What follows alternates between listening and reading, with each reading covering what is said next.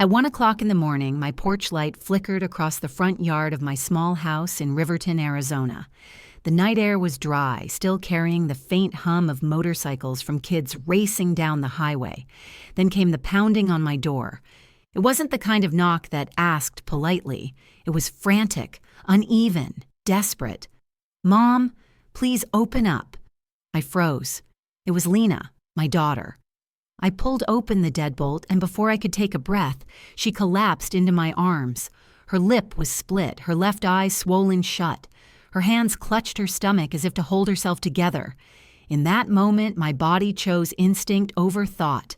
I carried her inside, laid her on the sofa, and covered her with the nearest blanket. Then I looked up at the corner of my hallway where my police uniform hung pressed and ready. I knew tonight I wasn't just a mother.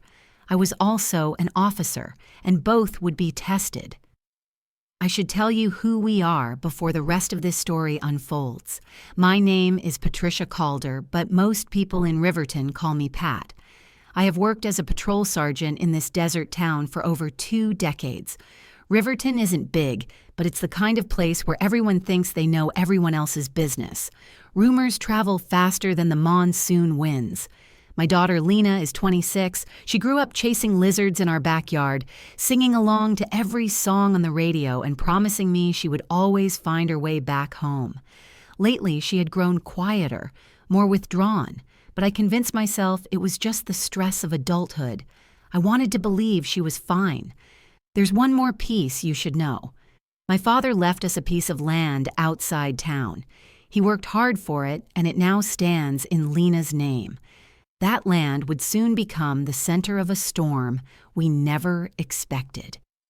The sound of Lena's voice still echoed in my ears as I tried to steady her trembling body. Her face was pale, her breath shallow. I fetched a damp towel from the kitchen and gently pressed it against her split lip, whispering for her to stay calm. My heart was pounding so loud I could hear it in my head. I knew this was more than a bruise or two. Something had been broken long before she collapsed on my porch. I reached for my phone and dialed the number to the emergency room. "Dr. Patel," it's Pat Calder. "Get a bed ready. I'm bringing my daughter."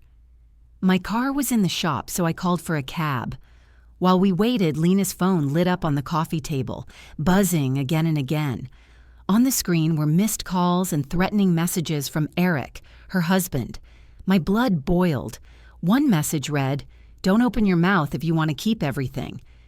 I reached for the phone, but Lena snatched it back with shaking hands. "Mom, don't. Please, it will only make it worse." Her voice was ragged, soaked with fear. I wanted to push to demand answers, but instead I just squeezed her hand. "I'm here, honey. You're safe now."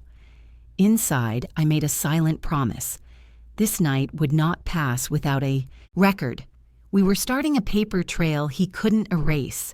When we arrived at Riverton General, the fluorescent lights of the emergency room cut through the night like a blade.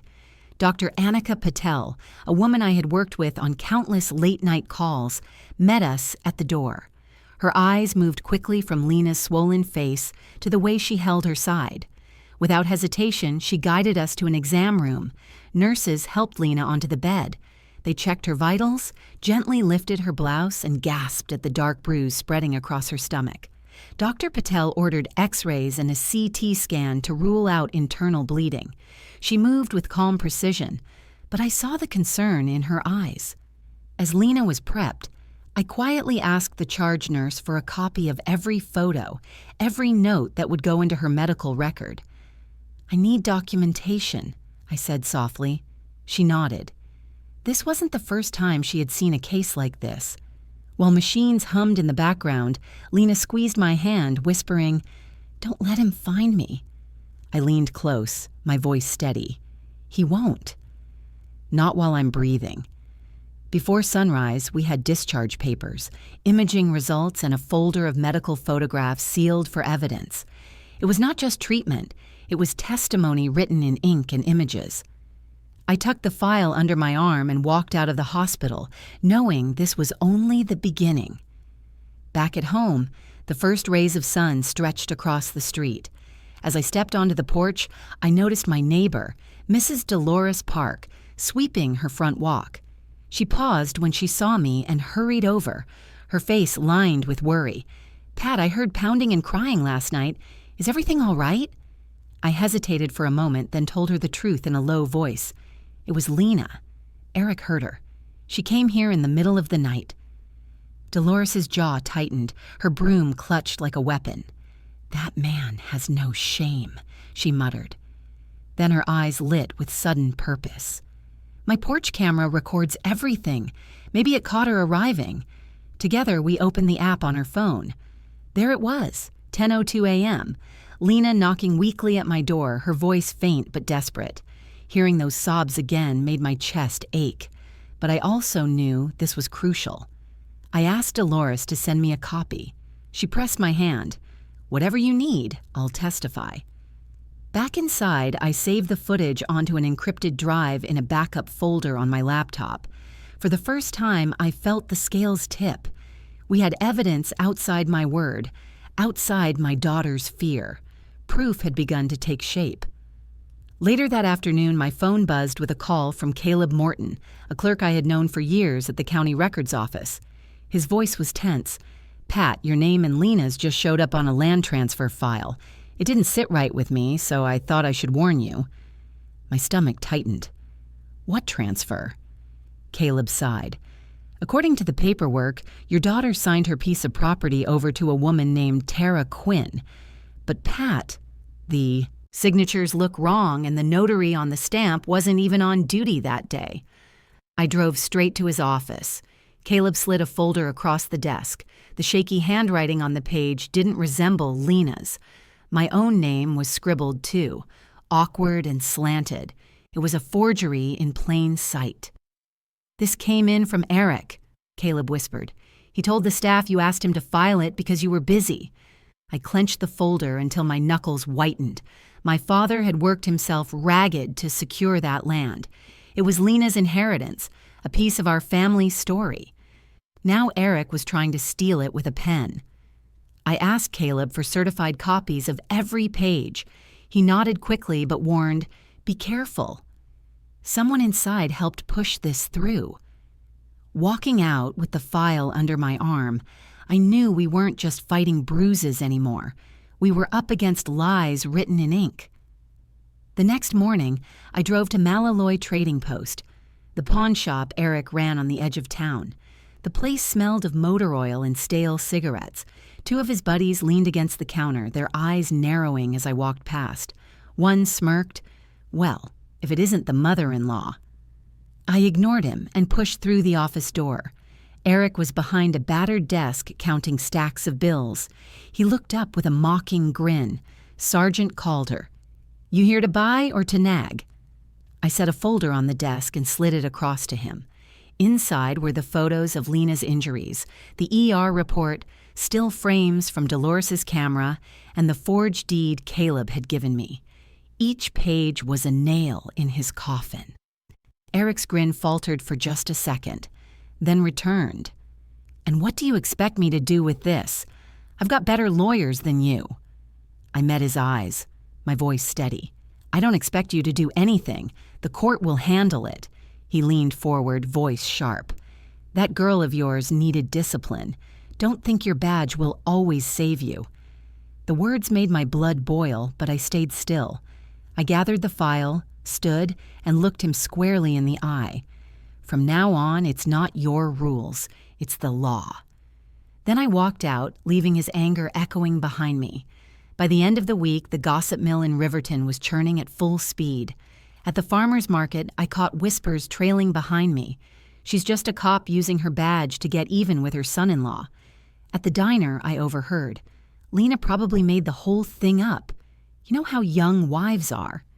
Each word stung like a thorn, but I kept walking head high. That night, when I returned home, I found an unmarked envelope shoved under my front door. Inside was a scrap of paper scrolled in uneven handwriting, "Shut up or you'll lose your daughter." My hands trembled as I read it, but not from fear, from fury. I slipped the note into the evidence folder, knowing one day it would be read under oath. I called Captain Joel Ramirez, my superior at the station. We need extra patrols near my neighbor Dolores Park's house. Lena is staying there, and I won't risk Eric's men sniffing around. His voice was firm, but carried a hint of concern. Pat, you're walking a dangerous line, but I'll cover you. Just keep everything documented. The rumors grew louder, but so did my determination. I realized the battle wasn't just against Eric. It was against the story he was spreading to bury the truth. I knew the case would stay weak unless someone from Eric's inner circle came forward. That person was Tara Quinn, the woman who had been parroting on his arm while Lena nursed bruises at home. I learned she often spent evenings at the Silver Spur, a dimly lit bar at the far end of Hidalgo Street. One Thursday night, I put on an old jacket and cap, slipped into a corner booth, and waited. Around 10, Tara walked in, wearing a red dress, her lips painted dark, a drink in her hand. She looked confident, but her eyes carried the weight of someone and over her head. I slid an envelope across the table. Inside were copies of the forged deed with her name on it and public records of her debts. Eric can't protect you, I said quietly, but the truth might. She laughed at first, but her hand trembled as she flipped through the papers. The color drained from her face. He promised me land a new start. I see now he just used me. Leaning closer, I told her, you have one chance to walk away clean. Testify. Tell the court what really happened.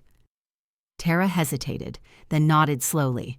I'll do it, but you have to promise I'll be safe. For the first time, I felt the tide begin to turn. Back at Marcus Hale's law office, we spread the evidence across a long oak table. Photos of Lena's bruises, the ER report with Dr. Patel's signature, Dolores's video clip, the threatening note, and now the forged deed with Tara's name. Piece by piece, it formed a wall Eric could not climb. Marcus spoke with the calm focus of a man who had built cases like this before. Exhibit A, medical records. Exhibit B, the video. Exhibit C, the texts and threats. Exhibit D, the fraudulent deed and notary inconsistencies. He tapped each file as if anchoring it to the table. I added copies of Tara's written statement, notarized that morning, promising to testify about Eric's pressure and false promises. Marcus looked at me and said, "This gives us leverage, but we need protection orders in place immediately." That same afternoon, Judge Keaton signed a temporary restraining order, barring Eric from contacting Lena or Tara. Captain Ramirez arranged safe lodging for both women away from Eric's reach. For the first time in weeks, I slept without pacing the hallway. The case was no longer a scattered set of fears. It was a structured defense, a living shield of fact. Rumors could twist, but evidence stood firm. The courthouse was packed the morning of the hearing. Wooden benches groaned under the weight of neighbors, co-workers, and strangers, curious to see what would unfold. The air buzzed with whispers until Judge Raymond Keaton entered and called the room to order. Marcus Hale rose first. "Your Honor, this case is not about rumor. It is about records, injuries, and evidence that speaks for itself." He began with the medical file. Dr. Patel took the stand, explaining Lena's contusions and why they could not have come from a simple fall. Her testimony was calm, clinical, and devastating. Next came the video. On the screen, Dolores's porch camera showed Lena at 10:02 a.m., knocking weakly, her voice breaking through the quiet street. Gasp echoed through the courtroom as people saw with their own eyes what words alone could not capture. Then Marcus presented the threatening text messages. Each message was authenticated by phone logs. The words glared from the projector. "Don't open your mouth if you want to keep everything." The forged deed followed. Clerk Caleb Morton testified to the inconsistencies, pointing out the notary stamp that did not match official logs. It was irrefutable proof that Eric had tried to steal the Calder family land. Finally, Tara Quinn stepped forward. Her voice shook, but she told the truth. "Eric promised me a share if I signed the papers." He said, "Lena would never fight back. But he lied to me, and he lied to her." Eric shot up from his chair, shouting, "You traitor!" The judge's gavel slammed down order. When it was my turn, I stood tall in my uniform. I am a police officer, but today I am here as a mother. The man who hurt my daughter and forged our names is not a protector. He is an abuser, and the law must answer. Eric's lawyer, Victor Ames, tried to twist the narrative, suggesting extortion and bias, but each rebuttal fell against the hard surface of documented proof. By the time Marcus closed, the room was silent. The evidence had spoken louder than the gossip ever could. Everyone knew the truth. Judge Keaton returned after a long pause, his voice steady as he read the ruling. First, a protective order for Lena, guaranteeing Eric could not contact her under any circumstance. Second, the deed transferred to Taro Quinn was nullified, restoring the property to its rightful owner. Third, every one of Eric's assets was frozen pending investigation. Finally, the judge referred the case to the district attorney's office to pursue charges of domestic violence, fraud, and witness intimidation. The courtroom erupted in murmurs. Some shook their heads in disbelief. Others whispered prayers under their breath. Eric slumped back in his chair, his face drained of color. His attorney shuffled papers, avoiding eye contact. Two deputies approached and snapped handcuffs around Eric's wrists. The sound of metal clicking shut rang through the room like a final verdict. As they let him out, I caught a glimpse of his eyes, once smug and unshaken, now clouded with panic. I reached for Lena's hand. She was trembling, but for the first time in weeks, she exhaled a breath that sounded like freedom. Justice had not erased her pain, but it had carved out a path towards safety. In the weeks that followed, life didn't simply return to normal. Healing rarely moves in straight lines. Lena often woke in the middle of the night, her body jolting upright from nightmares.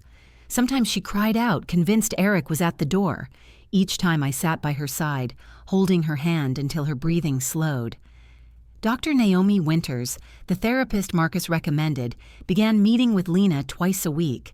Slowly, Lena learned grounding exercises, counting objects in the room, steadying her breath, writing down her fears instead of burying them. It wasn't magic, but it gave her tools to face the darkness. Small victories appeared like scattered sunlight.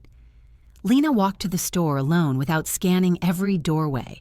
She cooked dinner and hummed along to an old song she once loved. The first time I heard her laugh again, it caught me off guard and nearly brought me to tears.